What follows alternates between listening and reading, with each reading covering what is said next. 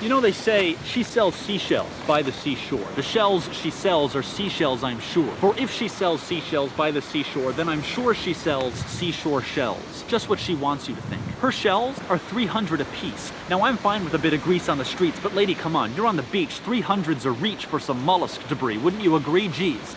Now, I didn't want to say this. Call me an ignoramus, but I wasted some of my wages on one of these famous carapaces, and I'm frustrated. It is a disgrace. A piece of basic, low-grade, cheap tack. I dropped 3 Benjamins on a second-rate, no, third, no, 8th-rate knick-knack.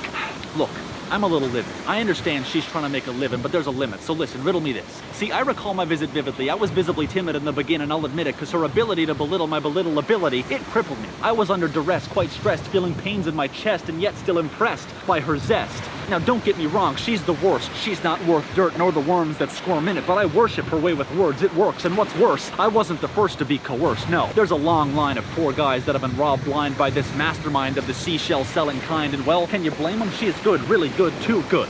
But there's something more I'd like to underscore. You wouldn't expect customers galore at her seashell seashore. No, good lord, you'd expect uproar. And yet, that's not what we're seeing. She's got return buyers. She's not just some sort of seashell-selling high flyer. She's some sort of sleazy, shady, shifty seashell supplier. But why her? Well, the folks that keep coming back, they look pasty, like an impatient painter painted pain on their faces. Good gracious. She doesn't sell seashells by the seashore. She's by the seashore, sure, but she's not selling seashells.